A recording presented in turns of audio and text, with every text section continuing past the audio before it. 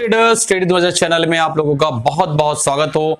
दोस्तों आज का जो हमारा टॉपिक है बहुत बेहतरीन और बहुत ही इंपॉर्टेंट टॉपिक है। हम आज बात करने वाले हैं IRCTC कंपनी के बारे में। आप लोगों को पता है एक मोनोपोली रखने वाली कंपनी है। इस कंपनी में दोस्तों मैंने अभी तक निवेश नहीं किया है।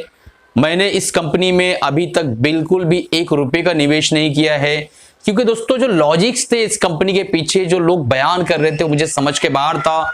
और वॉरेन बफेट जी कहते हैं कि जो समझ के बाहर हो वहां एंट्री नहीं करना, आपको उसमें काम ही नहीं करना है और उसको बिल्कुल भी छूना नहीं है। तो मैंने यही फॉर्मूला अप्लाई किया, जो समझ के बाहर था मैंने उसमें काम नहीं किया और मैंने उसमें एंट्री नहीं ली। फिर भी मैं ये वीडियो बनाने से जो है नहीं चूका, क्योंकि दोस्तों मैं उसमें इन्वेस्टेड हूं या नहीं हूं, प्रक्रिया सेम है, मार्केट का जो काम है वो बिल्कुल सेम है। तो अभी जो मैंने देखा IRCTC में जो है 6400 के आसपास का उसने हाई बनाया और जो है दोस्तों उसके बाद जो है सिर्फ 2 से 3 ट्रेडिंग सेशन के अंदर उसने जो है 4300 का लो बनाया। तो ये लगभग आपका एक 40% के आसपास का ड्रॉ डाउन होता है। तो आप जो है दोस्तों अगर डर गए हो IRCTC के इस प्राइस एक्शन से, अगर आप डर गए हो, तो सबसे पहली बात यह है कि आप अब समझ में आ रहा होगा कि आप इन्वेस्टर हैं या ट्रेडर हैं। एक मूल सिद्धांत आप पकड़ लीजिए कि अगर मार्केट की गिरावट से आपने अगर वो शेयर ले रखा है, कोई भी शेयर हो, तो वो एक मूल सिद्धांत आप जान लीजिए आज के दिन कि अगर आपको डर लग जाता है तो फिर आप जो है इन्वेस्टर नहीं हैं, आप ट्रेडर हैं। और अगर आपको डर नहीं लगता है तो मार्केट की इस गिरावट में आपको चीजों को ऐड करना है। तो इसका क्या मतलब है ये कि IRCTC ऐड कर लिया जाए? ना, बिल्कुल नहीं। उसके जो वजूहात है, उसके पीछे जो रीजंस है, कारण है, वो मैं आपको समझाता हूं। सबसे पहला पॉइंट हम समझेंगे कि मैंने IRCTC क्यों नहीं लिया। दोस्तों सबसे पहली वजह थी, लोग कह रहे थे कि ट्रेनें खुलेगी और बहुत ज्यादा यात्री आएंगे और ये बहुत ज्यादा प्रॉफिट बना के देगी। ठीक है, पहली वजह। दूसरी वजह ये कि जो एविएशन सेक्टर था उसके लिए भी लोग यही जुमला बोल रहे थे कि फ्लाइट्स खुलेंगी, बहुत ज्यादा यात्री आएंगे, बहुत ज्यादा प्रॉफिट होगा। ठीक है।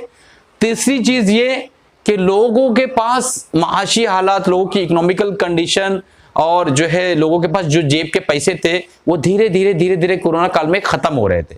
तो मेरे सामने एक सवाल आकर खड़ा हो गया कि ट्रेनें और प्लेन्स खुलेंगी, एविएशन सेंटर खुलेगा, रेलवे खुलेगी, तो लोगों को क्या बिना टिकट सफर करने दिया जाएगा? क्या लोग बिना टिकट के जो है अपना सफर, अपना यात्रा पूरा करेंगे? टिकट तो लगेगा ही लगेगा। तो फिर मैंने एनालिसिस करने की कोशिश की और एनालिसिस पे ये नतीजा निकल के आया, तो 60 to 70% यात्री जो है आमतौर पे सिर्फ लीजर पीरियड को गुजारने के लिए यात्रा करते हैं। यानी 60% के आसपास लगभग पकड़ लीजिए। पूछा जाए भैया कहाँ जा रहे हो, तो पता चलता है कि भाई जा रहे हैं घूमने, थोड़ा सा हवा बदली हो जाएगी, पानी बदली हो जाएगा, काफी बोर हो गए। तो अब सवाल ये पैदा होता है कि अगर जेब में पैसे ना हो तो क्या इस तरह का जुमला कोई बोलेगा? साइकोलॉजिकली आप खुद सोचिए तो आपको समझ में आएगा कि अगर जेब में पैसे ना हो तो इस तरह का ख्याल भी जो इंसान को नहीं सताता है। तो मैंने सोचा कि मैं एविएशन से बहुत दूर रहता हूं और इससे भी दूर रहता हूं, क्योंकि मुझे अपने पोर्टफोलियो में ऐसे शेयर्स रखना था जो कि कंसिस्टेंट ग्रोथ कर सके, या वो जो है कम से कम इस तरीके से तो ना गिरे। ठीक है। अब दूसरी तरफ आते हैं कि IRCTC की गिरने की दूसरी वजह क्या है। दोस्तों आपने मान लो एक दोस्त है आपका, उसके पास 10 लाख रुपए का एक बिजनेस है। ठीक है, एकदम छोटी सी मिसाल है, इसको समझिए गौर से।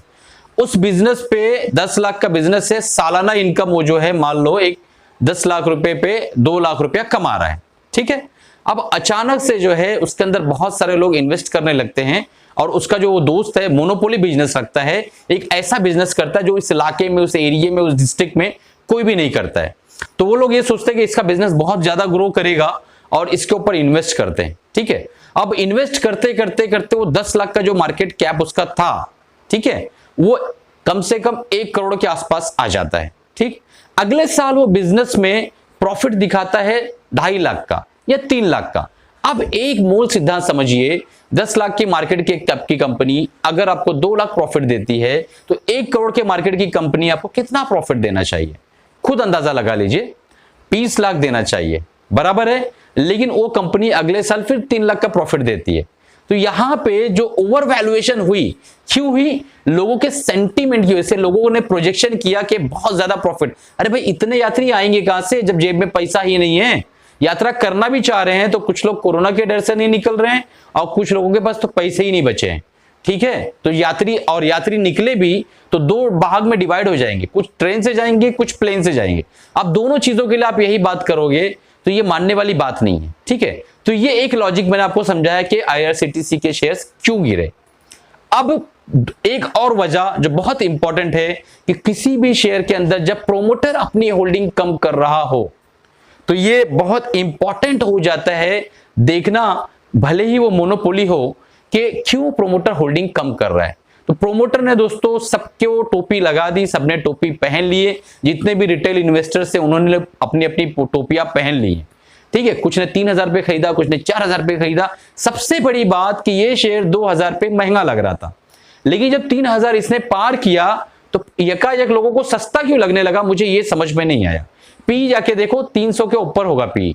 तो इस तरीके के पी जो है दोस्तों, आप खुद सोचिए, लॉजिकली जो है, रेशनली सोचिए कि क्या ये चीज सही है? बिल्कुल सही नहीं है। तो पिछले सितंबर 2020 में इसके जो प्रोमोटर्स के पास 87% की होल्डिंग थी।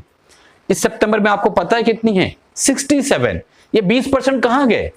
हमारे और आप जैसे जो रिटेल इन्वेस्टर हैं उन्होंने टोपियां लाद ली है अपनी, उन्होंने टोपियां पहन ली है, वो इन्वेस्टर बन चुके हैं, घुसे थे ट्रेडिंग के हिसाब से, अब इन्वेस्टर बन गए। ठीक है, उसके बाद जो है एफआईआई जो है उन्होंने भी अपनी होल्डिंग्स को गिराया है। डीआई ने भी पिछले कुछ महीनों पहले बढ़ाया था, वापस गिरा दिया है। तो जहां से एफआई निकल रहे हो, डीआई कम कर रहे हो और प्रोमोटर होल्डिंग अपनी बेच रहा हो, तो उसके बाद हम जो इतने बड़े देड़ शाणे हैं, हम इतने बड़े होशियार और इतने बड़े अक्लमंद हैं कि हम उसके अंदर अपनी पोजीशन को बढ़ाते हैं और अपनी पोजीशन को और लेते चले जाते हैं। ठीक है, इसमें दोस्तों आपने रैली की, दुख की बात यह है कि जो लोग ऊपर टॉप पे लिए होंगे उनके लिए एक ही चीज बोलना चाहूंगा कि सर मुंडाते ही ओले पड़े। ये कहावत जो है ऐसे लोगों के लिए जो टॉप बना चुके हैं, ऊपर की तरफ जा चुके हैं और 6,000 पे, 6,200 पे, 5,900 पे अटक चुके हैं, अब वो लंबे समय के लिए फंस गए हैं। ठीक है, ऐसा नहीं है कि ये शेयर अब ऊपर नहीं जाएगा, ये इन्वेस्टिंग इसकी मतलब बेकार है, ऐसा नहीं है। सवाल ये पैदा होता है, इस गिरावट ने हमें सिखाया क्या? इस गिरावट ने हमें सबसे मूल्य सिद्धांत सिखाया कि इन्वेस्टिंग के अंदर सबसे इंपॉर्टेंट है कि आप समझें कि आप इन्वेस्टर हैं या ट्रेडर हैं। अगर आप इन्वेस्टर हैं तो इस गिरावट में आपको घबराना ही नहीं है, और अगर आप ट्रेडर हैं तो आपको बहुत पहले इस इन्वेस्टिंग से निकल जाना चाहिए था। 3,500-4 हजार के ऊपर आपको बाइंग नहीं करना चाहिए था, अपनी पोजीशन को धीरे धीरे कट कर लेना चाहिए था। अब इसके अंदर क्या करें?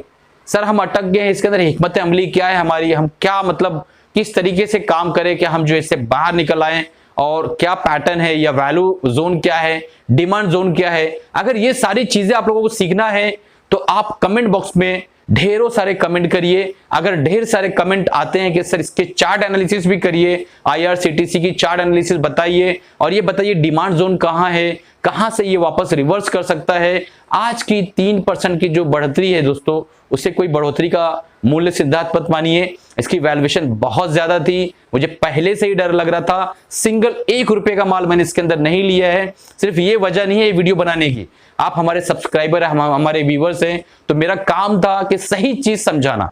शेयर अच्छा है, ज्यादा महंगा है, इसको बहुत ज्यादा ओवर वैल्यू कर दिया गया है बाय कर करके।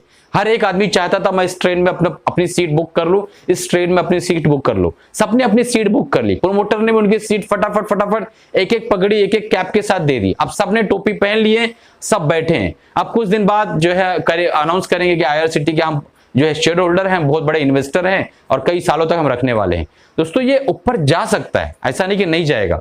मैं 100% ये नहीं कहना चाह रहा हूं, और मैं ये वीडियो जो बना रहा हूं इसमें कोई बाय और सेल रिकमेंडेशन नहीं है। मेरी सिर्फ ये एनालिसिस है कि इस तरीके के स्टॉक्स में सोच समझकर आपको निवेश करना है, क्योंकि जब ओवर प्राइस्ड हो जाता है, ओवर वैल्यू हो जाता है, तो वैल्यूएशन मार्केट उसको जो है वापस डाउन करती है। आप 10 साल की इनकम को एक ही साल के एवरेज में आप उसके अंदर ओवर प्राइस करते चले जाओगे तो वो मार्केट तो डिस्काउंट करेगी उस चीज को। तो चलिए दोस्तों, उम्मीद है कि आपने इस वीडियो में बहुत कुछ सीखा होगा। जो भी जिस लेवल पे भी फंसा होगा दोस्तों, उससे मैं सॉरी बोलना चाहता हूं अगर इसके अंदर मेरी बातों से आपको कोई बुरा लगा हो, कोई तकलीफ हुई हो और अगर वीडियो के अंदर कुछ लर्निंग मिली हो, कुछ सीखने मिला हो तो तुरंत सब्सक्राइब कर लीजिए, बेल बटन दबा दीजिए, लोगों तक शेयर करिए ताकि जो भी लोग इस शेयर्स को लिए हैं उनको एक व्यू मिले कि हमने क्या गलती की, उससे वो सीखे और हमें आने वाले बहुत सारे जो शेयर्स और जिंदगी मिलेंगे उसमें इस तरीके की गलतियां ना करें। ये चीज का ध्यान रखें। अगर आप कमेंट करते हैं दोस्तों तो IRCTC का जो है चार्ट एनालिसिस बहुत जल्द इसी चैनल पे आपको मिलेगा। चलिए इसी के साथ अलविदा चाहता हूं। टाटा बाय बाय, कमाते रहिए और खुश रहिए दोस्तों एक अनाउंसमेंट था, हमारा जो MSM का जो ट्रेडिंग प्रोग्राम है जिसकी कॉस्टिंग 50,000 रुपीज़ है वो मैंने सिर्फ और सिर्फ 1,500 रुपये में दे रखी है।